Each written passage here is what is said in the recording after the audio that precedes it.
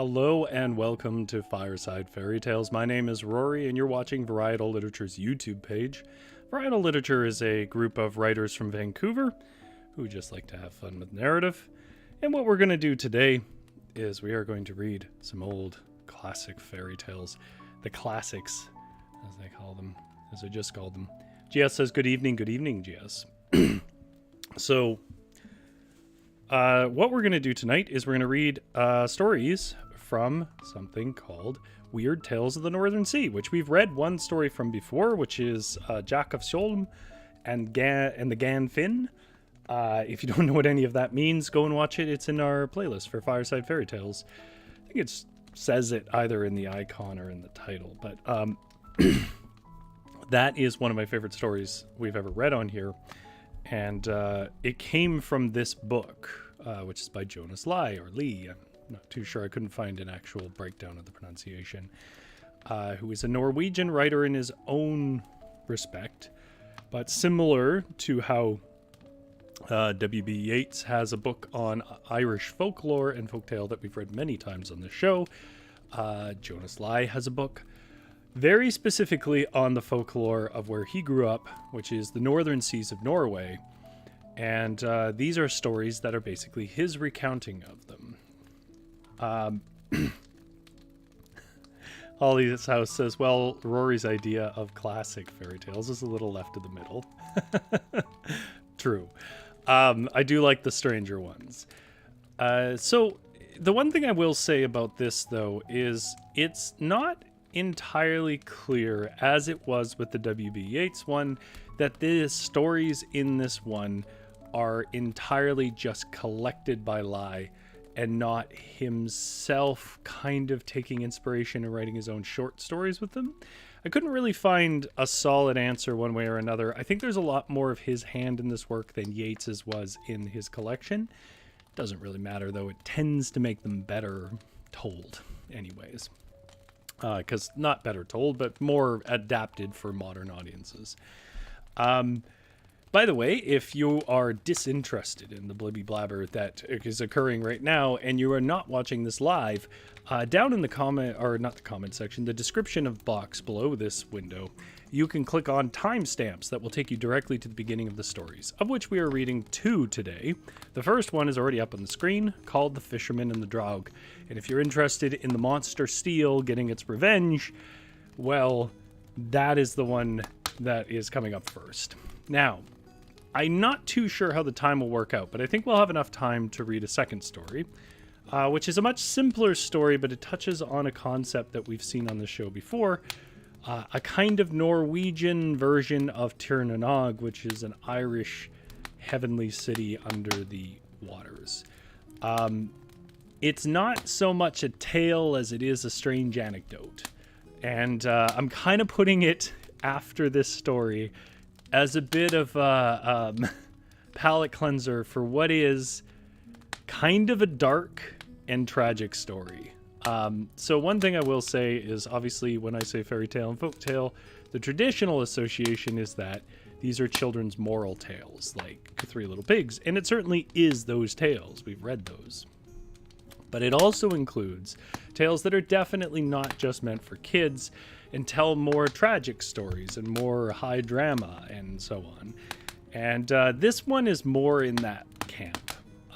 It's creepy, it's kind of intense, and it is kind of tragic. So you're forewarned.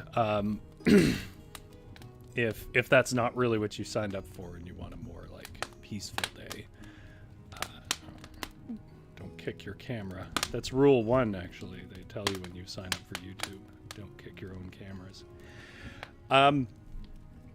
Okay, so I think that's all the preamble I have to say. Hopefully everyone can hear me just fine, and hopefully nothing is overpowering anything else. We are going to read The Fisherman and the Draug, which is a concept that should be familiar if you listen to Jack of Sholm, but if not, you'll figure out as we go along. Draug are similar, but at least culturally distinct from the Draugr, which is an Icelandic concept. There's a few strange words in here for my audience, by the way. And I will tell you what they mean when we run into them, but I'm going to tell you right now, almost all of them are words for Norwegian boat stuff. And some of them don't really, I couldn't find pronunciation guides for as well, so I'm taking a stab at the individual words. If you are Norwegian and a sailor, I apologize. Holly's House says, will this become Campfire Fairy Tales in the summer? That's a thought. I did try to do a layout initially that was outdoors around a campfire, and it looked like the setting for a horror movie, and I just couldn't make it look comforting. This is The Fisherman and the Draug from the book Weird Tales from the Northern Seas by Jonas Lai. On Kvalum, down in Helgeland, a district in Norway, dwelt a poor fisherman, Elias by name, and his wife Karen, who'd been in service at the parsons over at Alstad. They had built them a hut there, and he used to go out fishing by the day without the Loftons. There could be very little doubt that the lonely Kvalheim was haunted. Whenever her husband was away, Karen heard all manner of uncanny shrieks and noises, which could mean no good. One day when she was up on the hillside mowing grass to serve as winter fodder for their couple of sheep, she heard quite plainly a chattering on the strand beneath the hill, but look over she durst not.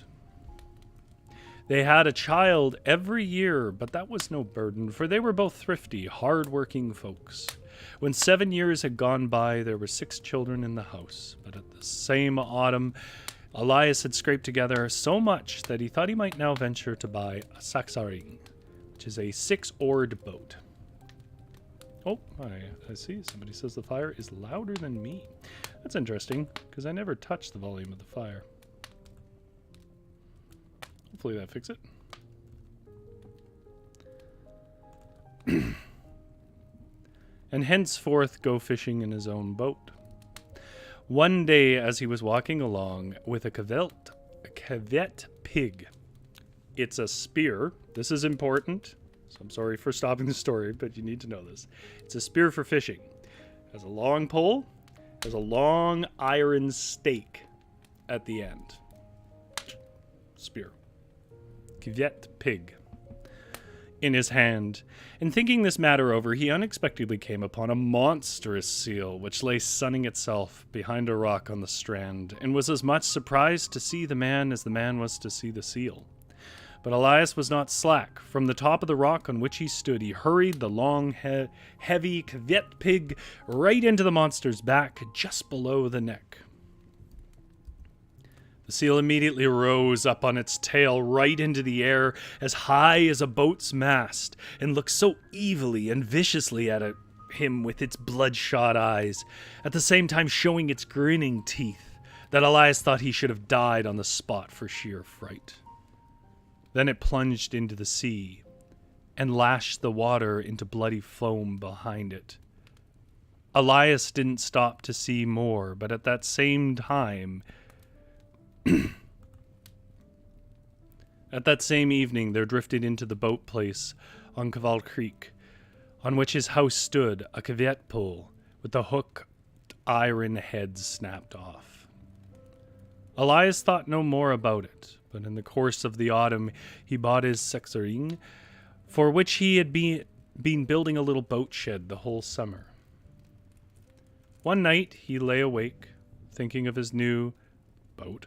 It occurred to him that his boat would balance better, perhaps, if he stuck an extra log of wood on each side of it. He was so absurdly fond of the boat that it was a mere pastime for him to light a lantern and go down to have a look. Now, as he stood looking at it there by the light of the lantern, he suddenly caught a glimpse in the corner opposite, on a coil of nets, of a face which exactly resembled the seal's. For an instant, it grinned savagely at him, and the light, its mouth all the time growing larger and larger.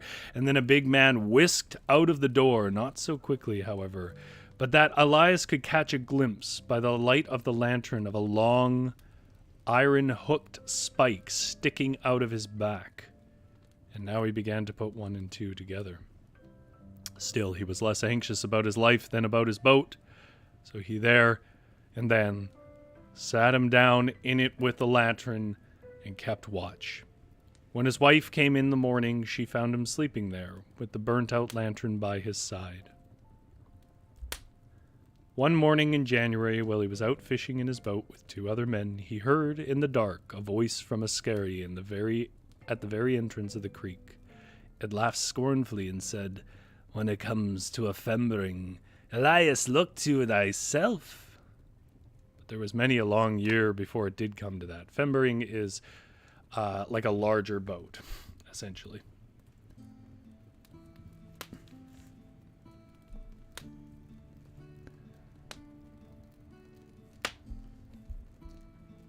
But one autumn when his son Burnt was 16, Elias knew he could manage it, so he took his whole family with him in his boat to Runnin, to exchange his sexering for a fembering.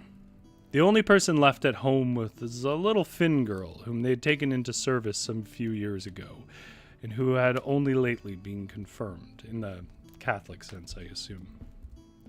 Now there was a boat, a little fembering, for 4 men and a boy, that Elias just then had his eye upon, a boat which the best boat builder in the palace had finished and tarred over that very autumn.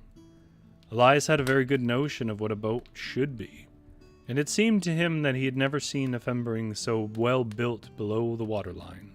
Above the waterline, indeed, it looked only middling, so that to one of the less experienced than himself, the boat would have seemed rather a heavy goer than otherwise, and anything but a smart craft. Now, the boatmaster knew all this just as well as Elias. He said he thought it would be the swiftest sailor in Rannon, but that Elias should have it cheap.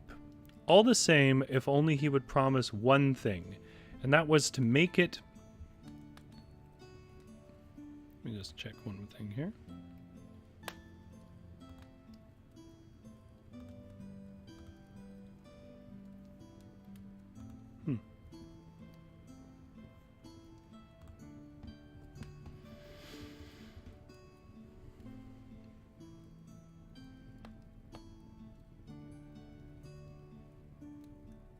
If only he would promise one thing, and that was to make no alteration whatever in the boat. Nay, not so much as adding a fresh coat of tar. Only when Elias had expressly given his word upon it did he get the boat.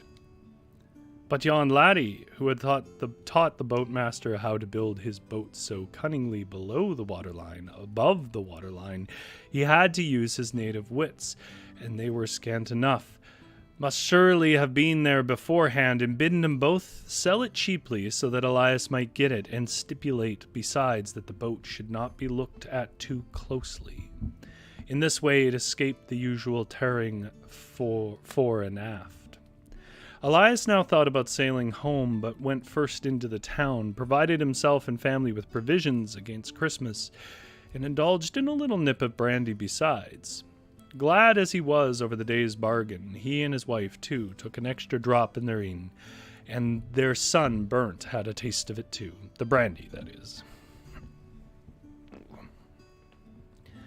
After they sailed off homewards in their new boat, there was no other ballast in the boat but himself, his old woman, and the children.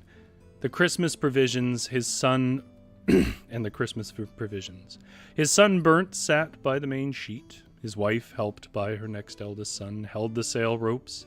Elias himself sat at the rudder, while the 2 younger brothers of 12 and 14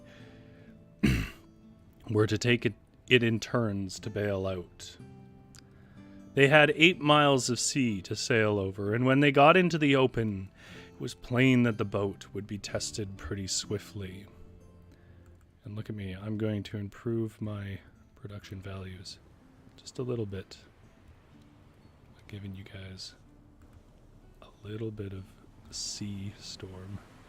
Let me know if that's too loud. Obviously, it's hard to tell. A gale was gradually blowing up. The crests of foam began to break upon the heavy sea. And now Elias saw what sort of boat he really had. She skipped over the waves like a sea mew. Not so much as a splash came into the boat, and he therefore calculated that he would have no need to take in all his clues, which are sort of markers on the sail. There's places where you can knot in on the sail that helps secure it against the wind, which an ordinary fembering would have been forced to do in such weather. Out on the sea, not very far from him, he saw another fembering with a full crew and 4 clues in the sail, just like his own. It lay on the same course, and he thought it rather odd he had not noticed it before. It made as if it would race him, and when Elias perceived that, he could not for the life of him help letting out a clue again. And now he went racing along like a dart, past capes and islands and rocks, till it seemed to Elias as if he had never seen such a splendid sail before. Now the boat showed itself what it really was, the best boat in Rannon. The weather, meantime, had become worse, and they'd already got a couple of dangerous seas right upon them. They broke in over the main sheet in the forepart of the boat where Bert sat, and sailed it again to leeward near the stern. Since the gloom had deepened, the other boat had kept almost alongside, and they were now so close together that they could easily have pitched the bailing can from one to the other. So they raced on side by side in constantly stiffer seas, till nightfall and beyond it. The 4th clue ought now to have been taken in again, but Elias didn't want to give in, and thought he might bide a bit till they took it in the other boat also, which they needs must do soon. Ever and anon the brandy flask was brought out and passed around, for they had now both cold and wet to hold out against. The sea fire which played on the dark billows near Elias's own boat shone with an odd vividness in the foam round the other boat, just as if a fire shovel was plowing up, turning over the water. In the bright phosphorescence he could plainly make out the rope ends on board her.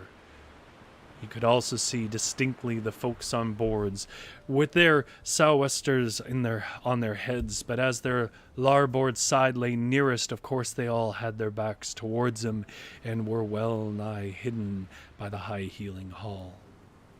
Suddenly a tremendous roller burst upon them. Elias had long caught a glimpse of its white crest through the darkness, right over the prow where Burnt sat.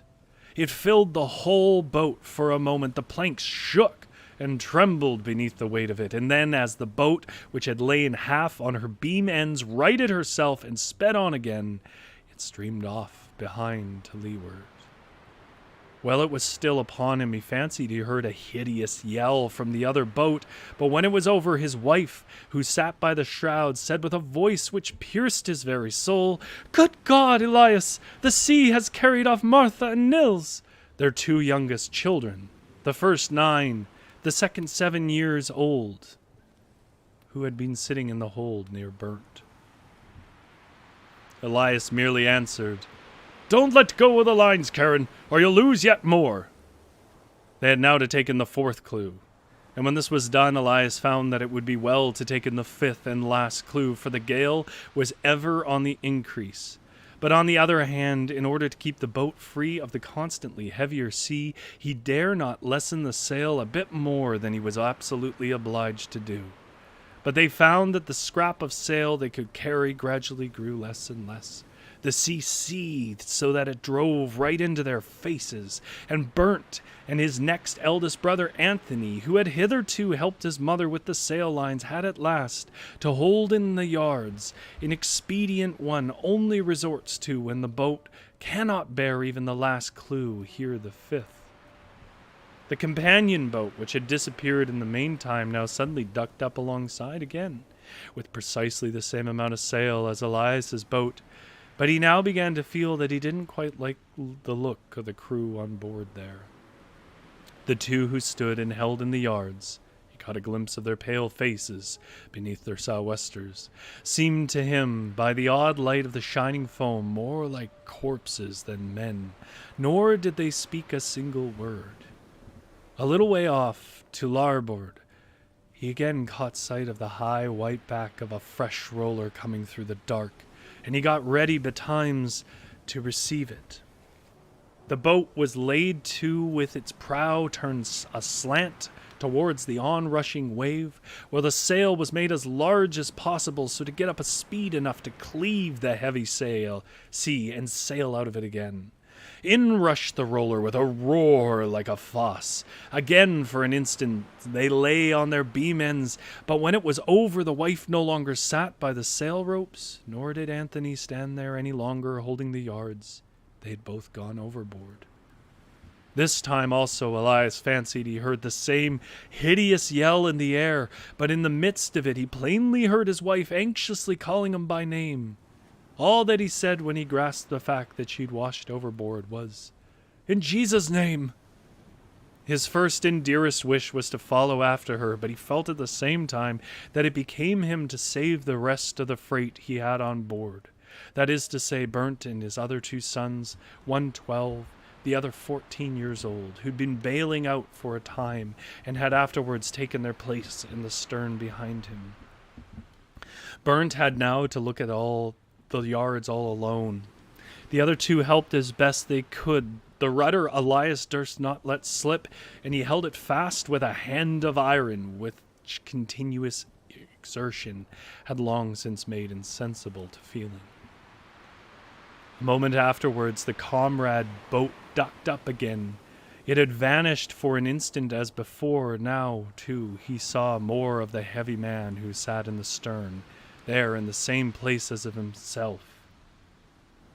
Out of his back, just below his sou'wester, as he turned round, it showed quite plainly, projected an iron spike, 6 inches long, which Elias had no difficulty in recognizing again. And now, as he calmly thought it all over, he was quite clear about 2 things. One was that it was the Draug, kind of sea zombies, itself, which was steering its half-boat close behind them and leading him to destruction. The other was it was written in heaven that he was to sail his last course that night. For he who sees the Draug on the sea is a doomed man. He said nothing to the others, lest they should lose heart, but in secret he commended his soul to God. During the last hour or so, he'd been forced out of his proper course by the storm. The air also became dense with snow, and Elias knew that he must wait till dawn before land could be sighted. Meanwhile, he sailed along much the same as before.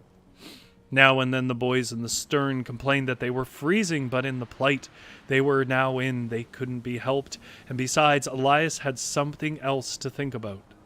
A terrible longing for vengeance had come over him, but for the necessity of saving lives of his 3 lads, he would have tried by a sudden turn to sink the accursed boat, which kept alongside of him the whole time as if to mock him.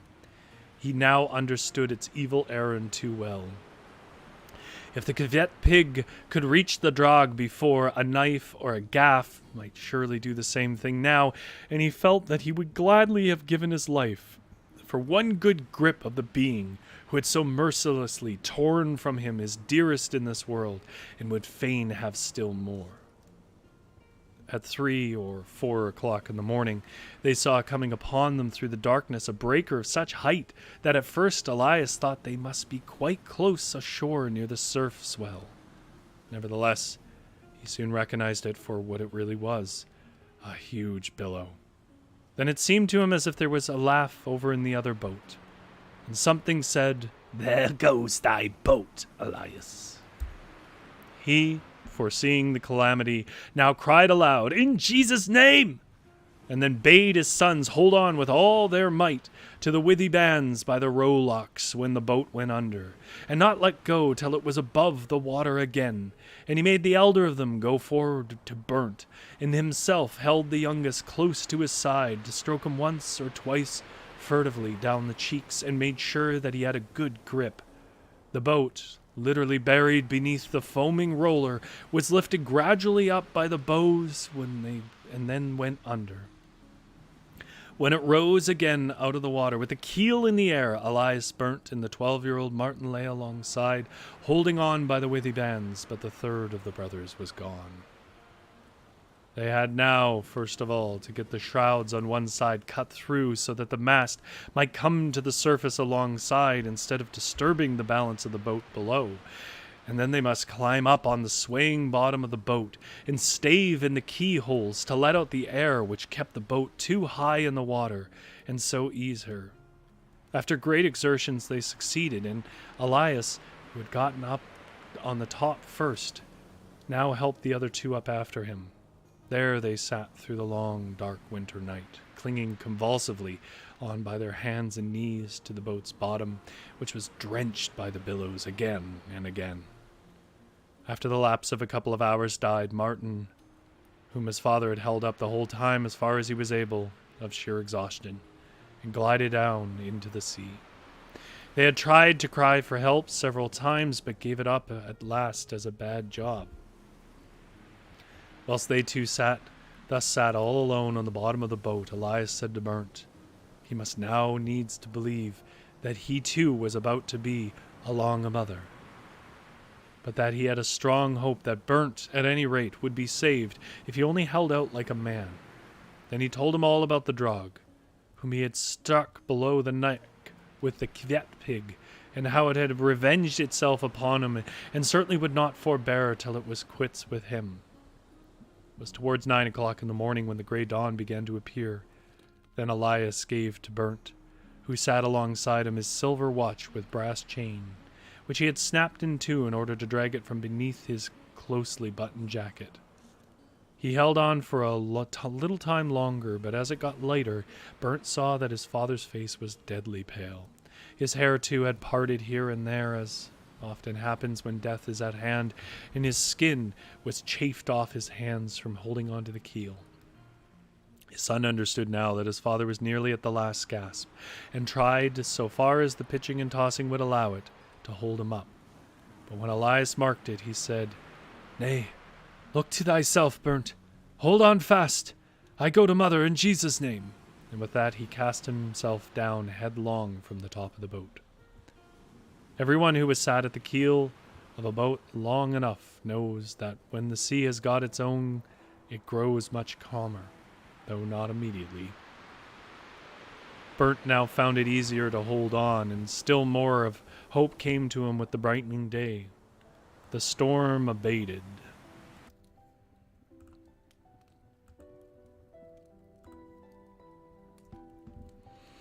And when it got quite light, it seemed to him that he knew where he was, and that it was outside of his own homestead, Kavalum, that he lay driving.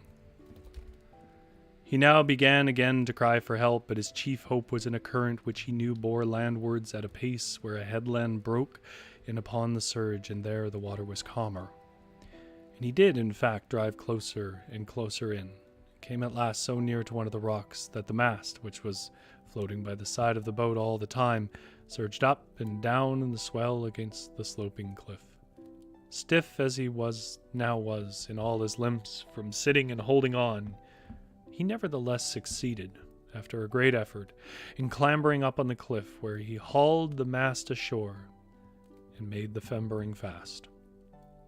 The Finn girl, who was alone in the house, had been thinking for the last 2 hours that she had heard cries for help from time to time, and as they kept on, she mounted the hill to see what it was. There she saw Bernt up on the cliff, and the overturned fembering bobbing up and down against it. She immediately dashed down to the boat place, got out the old rowing boat, and rowed along the shore and round the island right out to him. Bernt lay sick under her care for the whole winter through, and didn't go a-fishing at all that year. Even after this, too, it seemed to folks as if the lad were a little bit daft. On the open sea he never would go again, for he had got the sea scare. He wedded the Finn girl and moved to Malang, where he got him a clearing in the forest, and he lives there now, and is doing well, they say. And that is The Fisherman and the Draug, from the Weird Tales of the Northern Sea. As I said, a little more intense than our normal stories. So hopefully my warning did you well. And also I think you can understand why I have a happier story at the end. It's going to take us a little while to find it, though, here. Unfortunately, I don't think our table of contents works as well. It reminded me, if you guys have ever read it, it reminded me quite a bit of Hemingway's The Old Man and the Sea, where the basic principle of the entire thing was, the entire tale was just a man fighting for his life against sort of hopeless odds out on the sea. And there's a lot of sort of writing style in there that I recognize. Obviously, it came before him, so. GS says, what on earth? Well, they got his father, and that's who they wanted revenge upon. So the sea calmed. Was the Draug a zombie when he first speared him? The Draug was a giant seal. The Draug, obviously, are shapeshifters. Or, you know, maybe the implication is that he didn't quite understand what he was looking at.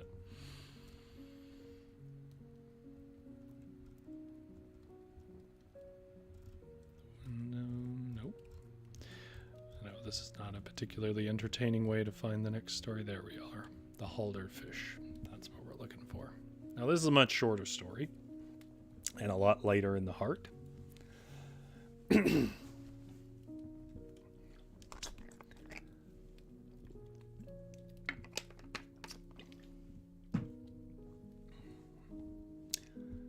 GS says, what's the moral here?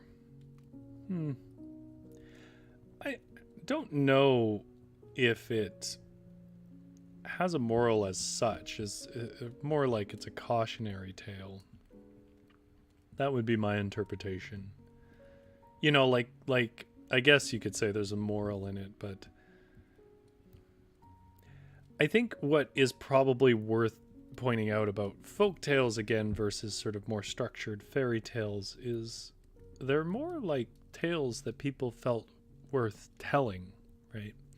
So you might imagine, if you want to sort of guess at the roots of it, that somewhere around the northern Norwegian seas, a fisherman told the tale of Elias, who had this big family, and he went and bought a boat, and then one night only his son came back in the boat, and this was the tale he told, or this is what we heard happened, and it might be as much as that, and just sort of a dramatic story.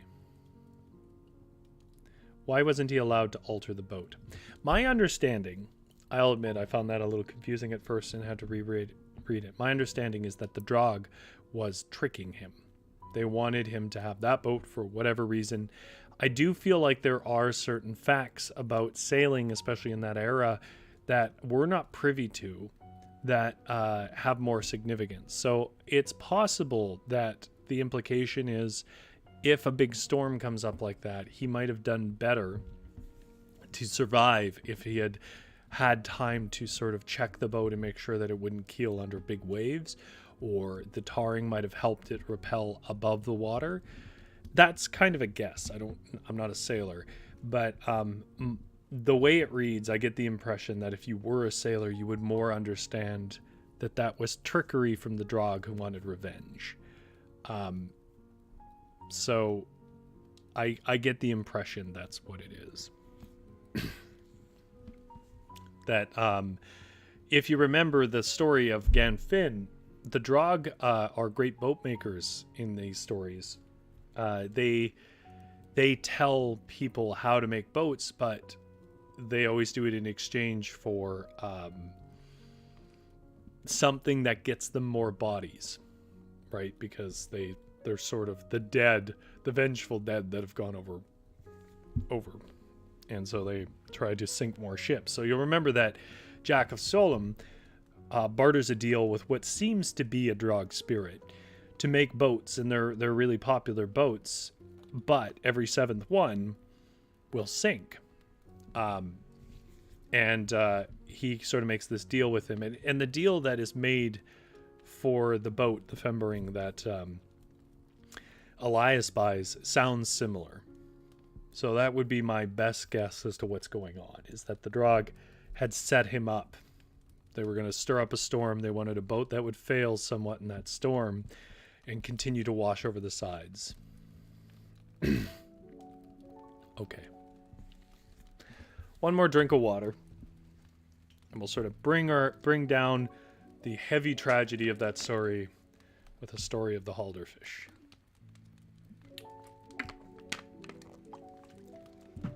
Now, my understanding of this term, Huldrefish, is it can mean like gnome fish or elven fish. So this is the Huldrefish from Weird Tales of the Northern Sea by Jonas Lai. And there is art. There was art of the other one, and I didn't show you guys it. It was such an odd trout that Nona hauled in at the end of his fishing line. Large and fat, red spotted and shiny, it sprawled and squirmed with its dirty yellow belly above the water to wriggle off the hook. And when he got it into the boat, took it off the hook, he saw it had only 2 small slits where the eyes should have been. Must be a Huldrefish, thought one of the boatmen, for rumor had it that that lake was one which had a double bottom. But Nona didn't trouble his head very much about what sort of fish it was, so long as it was a big one. He was ravenously hungry and bawled to the men to row as rapidly as possible ashore so as to get it cooked. He'd been sitting the whole afternoon with empty lines out in the mountain lake, but as for the trout, it was only an hour ago since it had been steering its way through the water with its rudder of a tail and allowed itself to be fooled by a hook. And already it lay cooked red there on the dish. But now Nona recollected about the strange eyes and felt for them and pricked away its head with his fork. There was nothing but slits outside, and yet there was a sort of hard eyeball inside. The head was strangely shaped, and it looked very peculiar in many respects. He was vexed that he had not examined it more closely before it was cooked. It was not so easy now to make out what it really was. It had tasted first-rate, however, and that was something. But at night there was, as it were, a gleam of bright water before his eyes, and he lay half asleep, thinking of the odd fish he'd pulled up. He was in his boat again, he thought, and it seemed to him as if his hands felt the fish wriggling and sprawling for its life, shooting its snout backwards and forwards to get off the hook.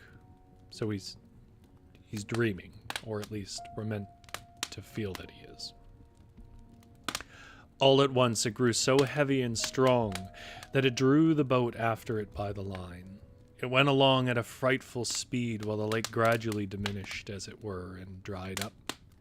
There was an irresistible sucking of water in the direction of the fish went, which was towards a hole at the bottom of the lake, like a funnel, and right into this hole went the boat. It glided for a long time in a sort of twilight along a subterranean river, which dashed and splashed about him. The air that met him was at first chilly and cellar-like. Gradually, however, it grew milder and milder and warmer and warmer. The stream now flowed along calmly and quietly, and broadened out continually till it fell into a large lake. Beyond the borders of this lake, but only half visible in the gloom, stretched swamps and morasses, where he heard sounds as of huge beasts wading and trampling, serpent like they rose, and writhed with a crashing and splashing and snorting amidst the tepid mud and mire. By the phosphorescent gleams he saw various fishes close to his boat, but all of them lacked eyes. He caught glimpses of the outlines of gigantic sea serpents stretching far away into the darkness. He now understood that it was from down there that they pop up their heads off the coast in the dog days when the sea is warm. The lindworm, which is, we don't really have an equivalence in our, culture, I guess. It's the closest thing is a dragon. It's a non-flying dragon, kind of. It comes from the Edda, Poetic Edda, I believe. So it goes as far back as, Thor and stuff. Lindworms. The lindworm, with its flat head and duck's beak, darted after fish and crept up to the surface of the earth through the slimy ways of mire and marsh. Through the warm and choking gloom there came from time to time a cooling, chilling blast from the cold curves and the winds of the slimy and slippery greenish lichworm. Worms that feed on death. Lich kind of means death here. Which bores its way through the earth and eats away the coffins that are rotting in the churchyards.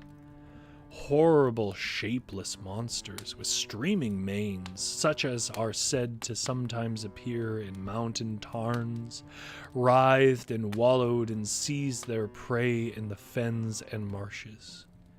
And he caught glimpses of all sorts of human-like creatures, such as fishermen and sailors meet and marvel at one on the sea, and landsmen see outside the elfin mounds.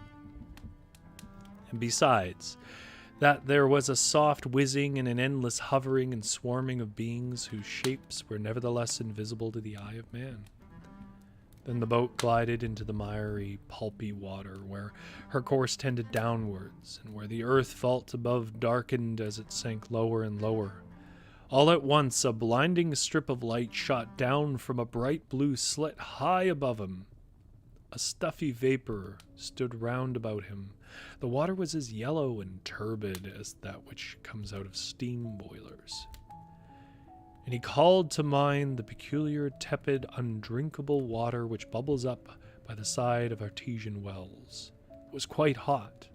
Up there they were boring down to a world of warm watercourses and liquid strata beneath the earth's crust.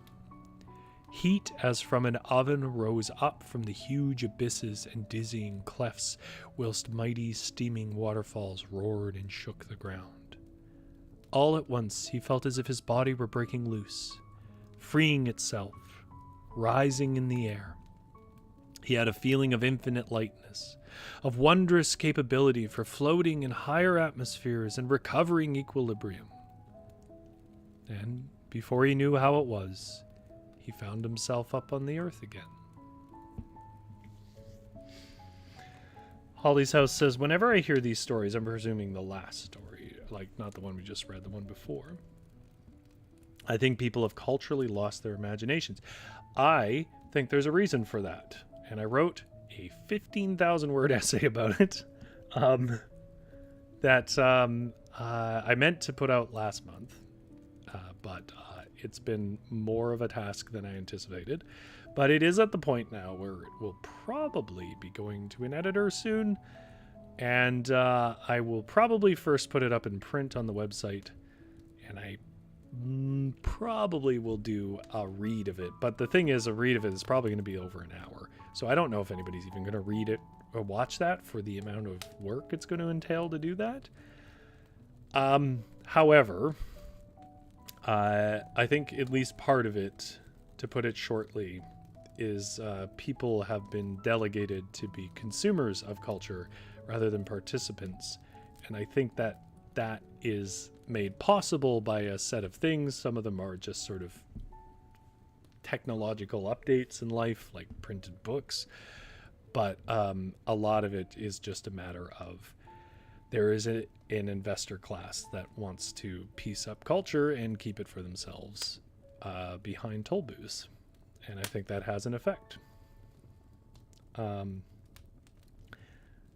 But I agree that people don't really pursue their imagination. I do think also there is an element of, for better or worse, having access to so much encyclopedic information. It has its good sides in that, like, myth doesn't travel in the same way. We don't believe that, like, putting leeches on for like 100 years is the best way to deal with things. But it has its downsides that people are suspicious of their imaginations. And I wish they weren't, because obviously, the world can be described many ways, and it can be the same world. And the different ways it gets described is how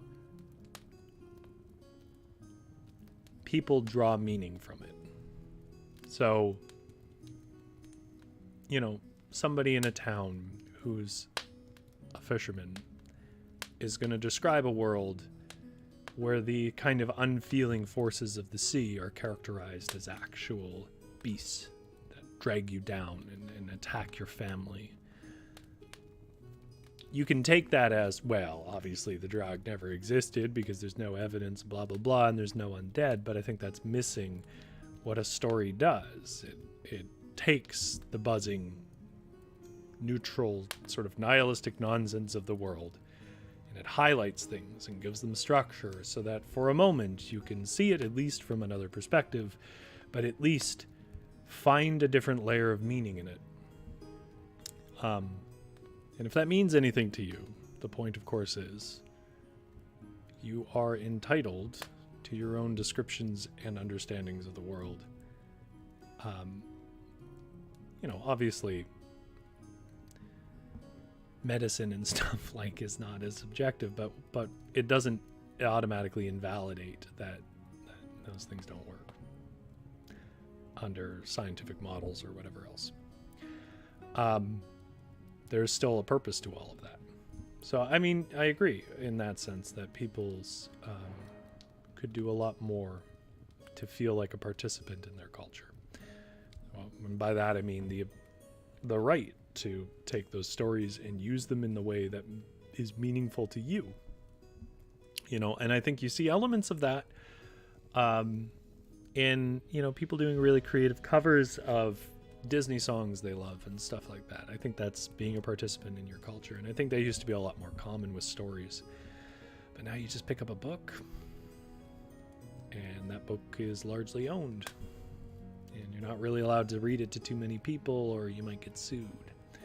And I think problems like that lead to less and less conversation in storytelling and less little bits of contributions from many different people.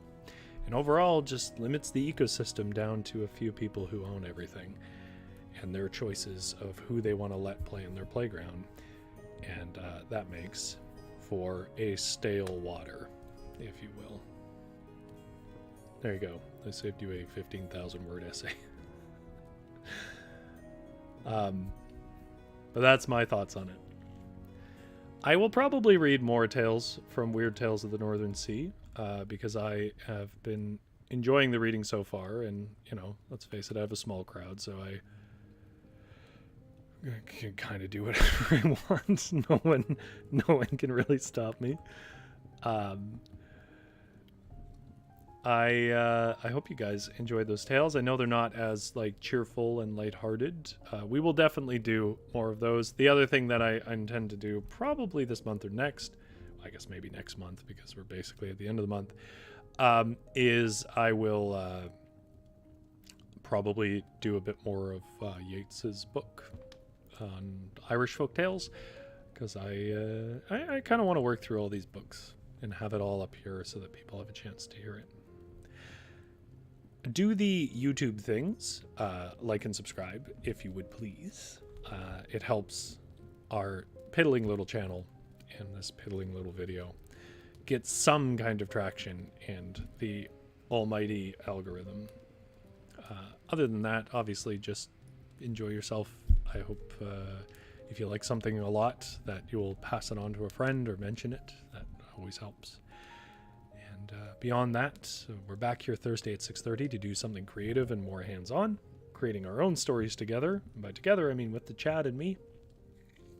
It's a lot of fun. If you've never written a story or made a character or whatever else, you should come by. It's a lot of fun. It's called The Varietal Show. We also have a whole playlist of that. Last week we did an analysis and a creation of a little dungeon, like a Dungeons and Dragons type, and about how that is actually a way of telling a story. GS says, thank you, Rory. You fulfilled your promise of Weird Tales. Yeah, indeed. Jonas Sly did. Thank you so much for coming by. I'll keep the fire warm. Have a good sleep.